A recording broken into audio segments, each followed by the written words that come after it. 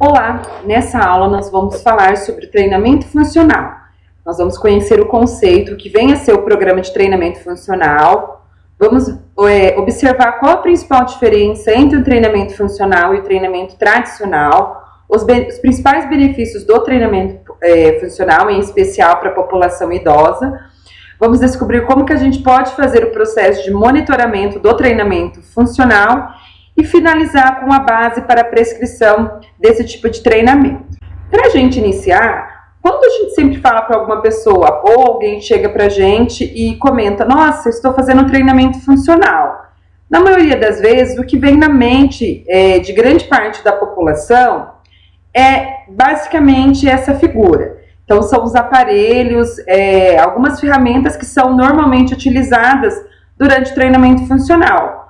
Mas o treinamento funcional não significa você fazer exercícios utilizando escada de agilidade, cones, bolas, kettlebell.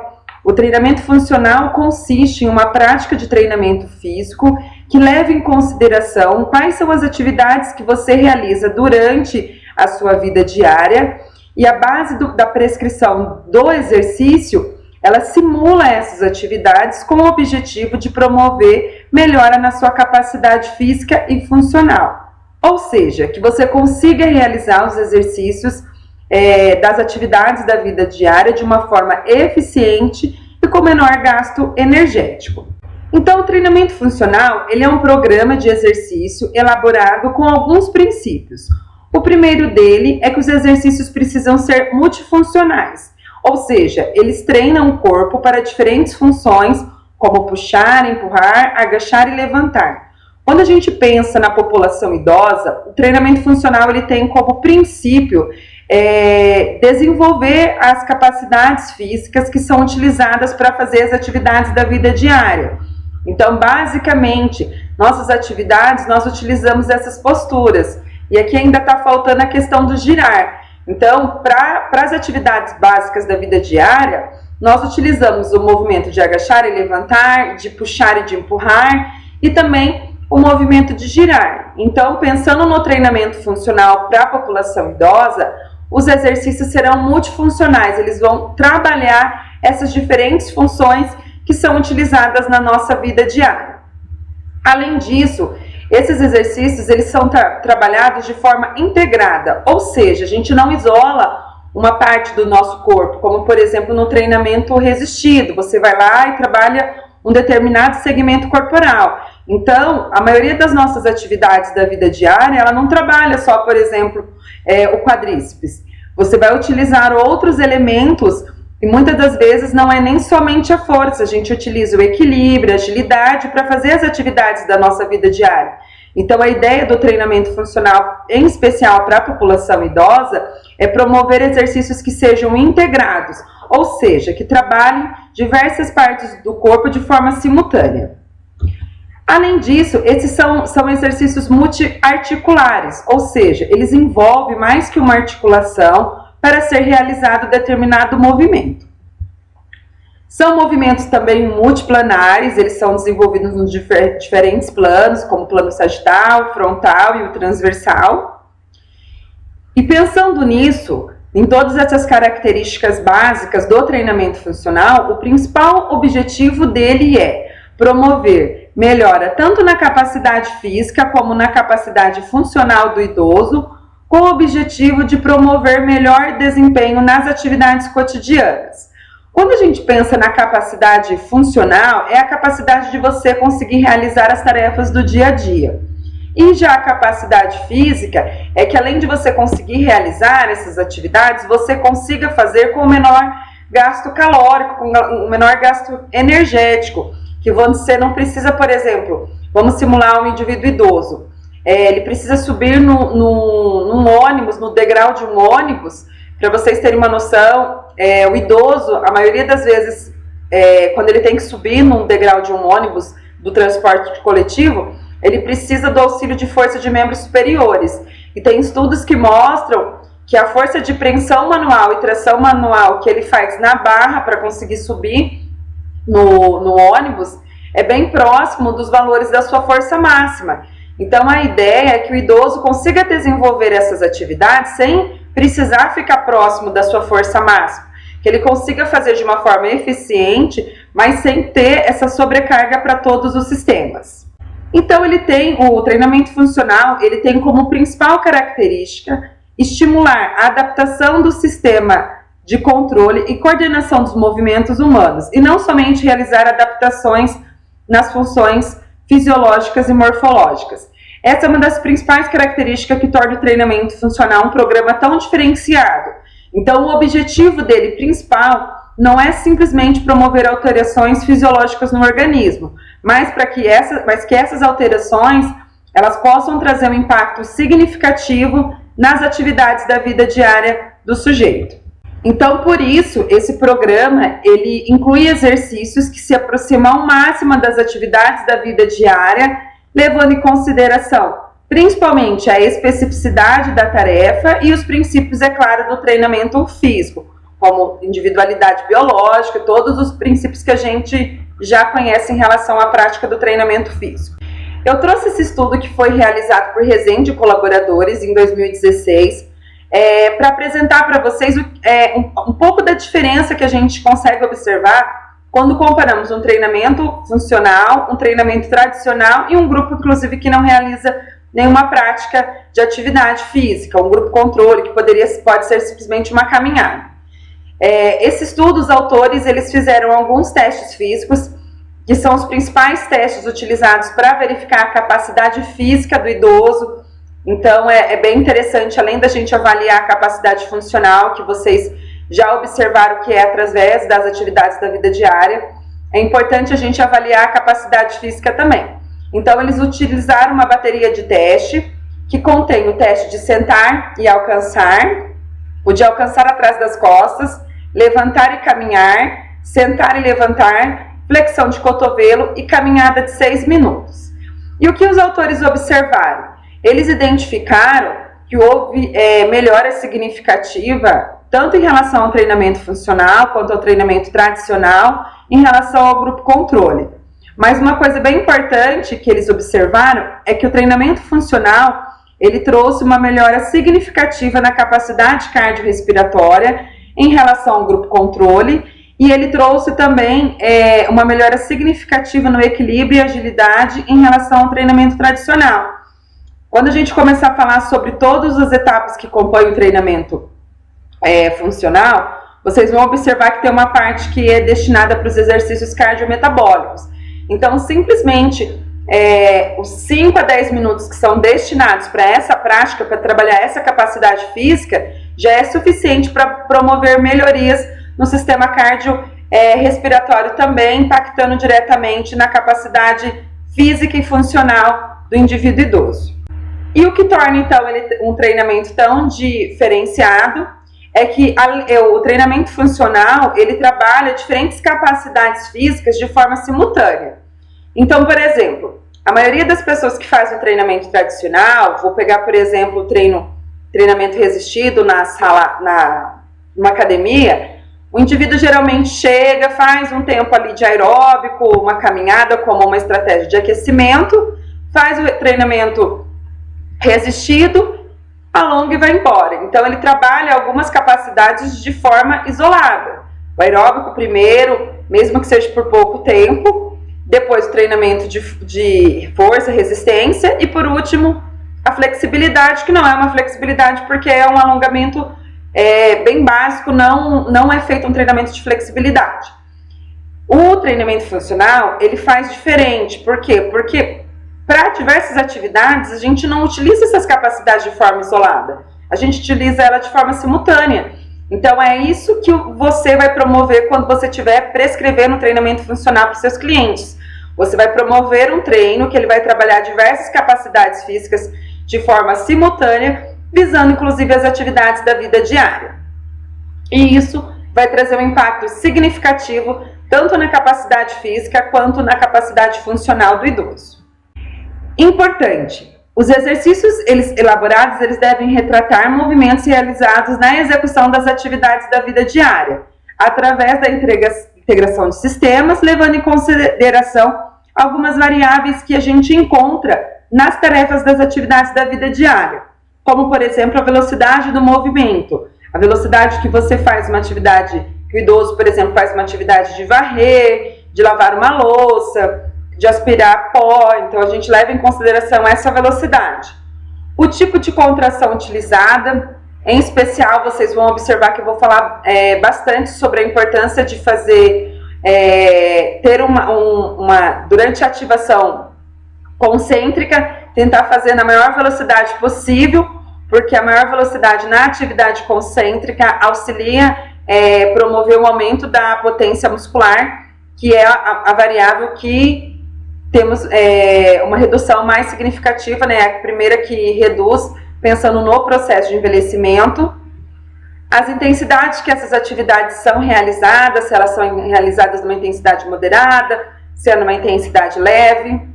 Quais articulações são envolvidas para a execução de determinadas tarefas da vida diária?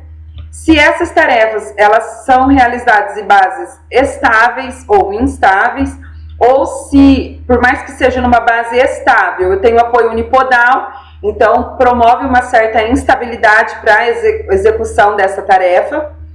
Qual que é a amplitude do movimento que eu preciso para fazer determinada tarefa de uma forma eficiente e pensando no menor gasto energético?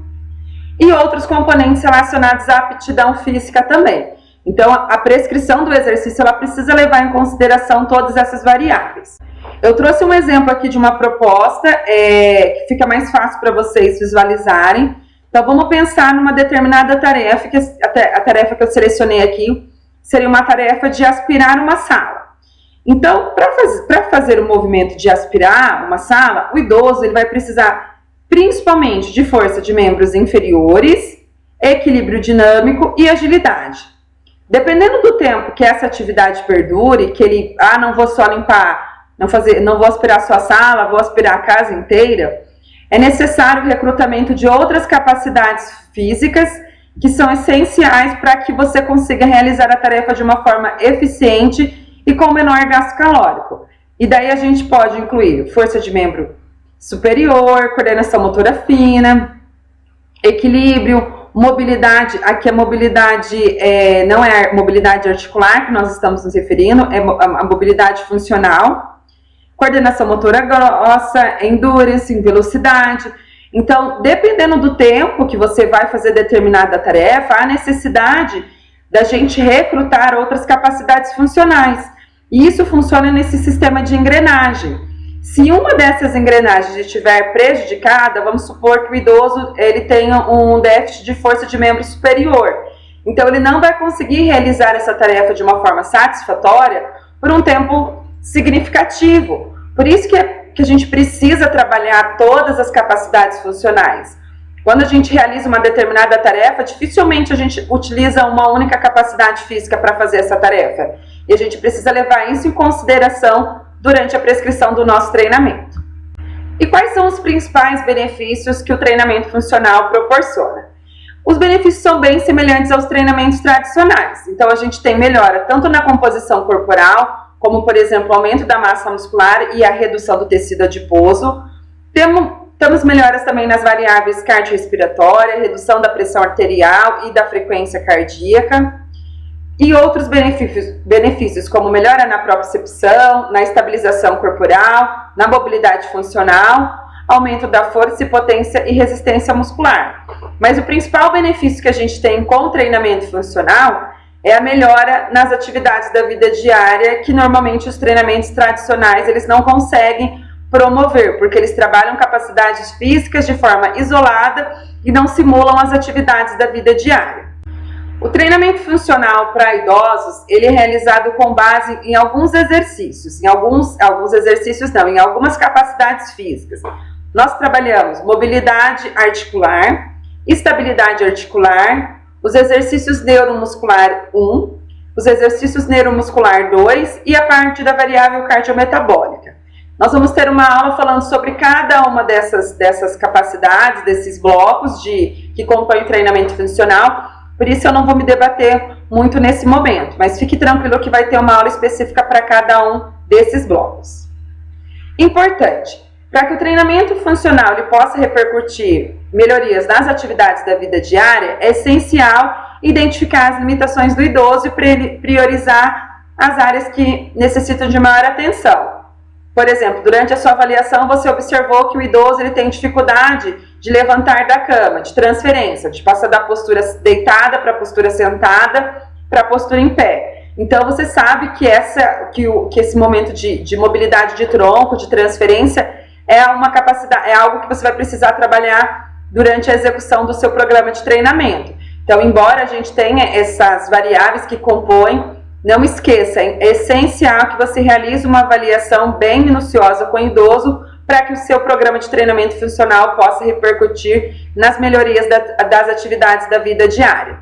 Normalmente, o treinamento funcional realizado em formato de circuito, ele traz benefícios adicionais quando comparado com o treinamento funcional não realizado em formato de circuito. Só que quando a gente restringe a população idosa, os idosos fisicamente frágeis, dificilmente a gente vai conseguir fazer dessa forma. Por quê? O objetivo do treinamento circuito é que o idoso ele passe de uma estação para outra de 15 a 30 segundos, que ele gaste no máximo esse período de 15 a 30 segundos, para que ele consiga promover outras melhorias também. Você pode criar alguns obstáculos para que ele se desloque para a próxima estação. Então a gente consegue trabalhar outras variáveis, não é simplesmente, terminei o exercício de agilidade, agora eu vou fazer o de equilíbrio. Não, você vai estar trabalhando até nesse deslocamento de um exercício para o outro, a capacidade cardio desse idoso também. Mas, se for um idoso fisicamente frágil, dificilmente a gente vai conseguir realizar em formato de circuito. Mas não tem problema. A gente tem vários estudos que apresentam os benefícios para idosos, inclusive que estão institucionalizados, do treinamento funcional, mesmo eles não sendo realizados em formato de circuito. Os exercícios eles devem ser realizados de forma eficiente, mas com certa complexidade. Observe a execução do movimento. Se o idoso está conseguindo fazer de forma fácil e você observa que o exercício realmente está sendo realizado de forma eficiente, é interessante você promover o aumento da sobrecarga. Se a sobrecarga está alta e você está observando que o idoso não está conseguindo fazer a execução correta, é essencial fazer essa redução da sobrecarga. Muitos alunos eles ficam muito preocupados com a carga, olha para o amigo do lado, vê que a pessoa está com uma carga maior e acredita que o benefício só é obtido com a sobrecarga. E a gente sabe que sem a sobrecarga a gente não vai ter os benefícios, mas é importante lembrar da individualidade biológica e observar a execução correta do movimento. Então, vale a pena você separar um tempinho, às vezes, da sua aula para trazer essa consciência para o seu aluno, para os idosos, para que ele realmente entenda que o objetivo dele é comparar ele com como ele era antes de iniciar essa prática, e não com os colegas que fazem parte do programa de treinamento funcional. E daí, com base em todas as melhorias que nós observamos, nós vamos estar fazendo a progressão de forma gradual. Para monitorar a intensidade, você pode utilizar as escalas subjetivas de percepção de esforço. É essencial que você ensine o seu aluno a saber utilizá-la. Já aconteceu em algumas experiências, por exemplo, de eu observar o idoso chegar no local onde vai ser ministrado a aula, ele em repouso, e você perguntar para ele, qual que é o seu nível de cansaço? Ele vai e coloca lá 3 numa escala subjetiva de esforço. Depois que você faz a prática de exercício, ele vai e coloca o número 2. Então o exercício foi muito fácil? E às vezes não é que foi fácil, é porque realmente o idoso tem essa dificuldade de compreensão dessa ferramenta. Então vale a pena você perder um tempinho da sua aula para explicar para o idoso como que funciona a escala de percepção de esforço, para que você consiga fazer o monitoramento de forma eficiente. A gente tem alguns modelos de escala de percepção de esforço, tem essa de carinha, que o idoso vai ficando mais vermelho de acordo com a intensidade do exercício, e a escala tradicional subjetiva, que é uma adaptada da escala de percepção de esforço de Borg, que vai de 0 a 10, onde o idoso pontua de acordo com o nível de intensidade do exercício. Algumas orientações importantes. Durante a execução do treinamento funcional, é importante que você mantenha os idosos fisicamente frágeis bem próximo de você, próximo de base de apoio, de parede, para que, se caso ele tiver uma situação de desequilíbrio, você está do lado para oferecer o apoio necessário para a execução correta e evitar possíveis quedas. Fornecendo então, né, essa assistência de equilíbrio para quem precisar. Seja específico ao dizer aos idosos como fazer a execução do movimento, inclusive o que ele não fazer. Vale bastante a pena você perder um tempinho a mais explicando a execução correta, desde apoio da base. Tem vários profissionais que às vezes ficam um tempinho falando, utilizando mais termos técnicos. Não sou contra a utilização, mas é importante que você ensine para o idoso. Alguns idosos têm baixo nível de escolaridade e, se você utilizar termos técnicos, ele dificilmente vai conseguir compreender o que você está falando. Então, se você, por exemplo, vai ensinar, quando eu falo sobre posicionamento dos pés, pé em flex e pé em ponta, normalmente eu inicio falando como se fosse um pé de bailarina ou como se fosse um pé de palhaço. E daí você vai falando para eles, ó, o pé em ponta é o pé de bailarina, pé de palhaço é o pé em flex. Até que o idoso consiga entender e você possa utilizar o vocabulário adequado. Mas não se perda muito tempo em relação a isso, não. Eu acho que o mais importante é que você passe uma informação que ela seja compreensível para o idoso, para que ele consiga realizar o movimento de forma eficiente. E, como eu já comentei, ensinar os idosos a monitorar o seu próprio nível de intensidade. E isso é realizado através das escalas de percepção de esforço. Esteja atento o tempo todo durante a sessão de treinamento e esteja preparado para fornecer assistência e feedback. É bem interessante você mostrar para o idoso a evolução dele. Então, falar, olha, Dona Maria, antes você não conseguia, agora já tem melhorado, só falta melhorar isso, aquilo, para que o idoso se sinta motivado em continuar e voltar para a prática de atividade física.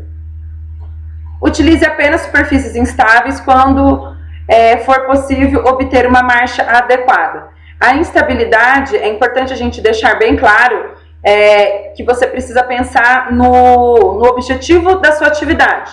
Quando você coloca o idoso, por exemplo, numa base instável para fazer um exercício de força, ele vai ter o organismo, né, o sistema neuromuscular, ele vai precisar recrutar unidades para manter a estabilidade corporal. Então, por isso, a força ela também vai ser prejudicada. Então, por mais que a gente fale dessa questão da base instável, porque ela promove essa melhora na propriocepção do idoso, é importante ficar bem claro para você qual que é o objetivo da sua tarefa. Se o objetivo for esse, perfeito. Agora não, eu quero realmente focar no exercício de força, daí nesse caso é mais interessante a gente utilizar uma base estável.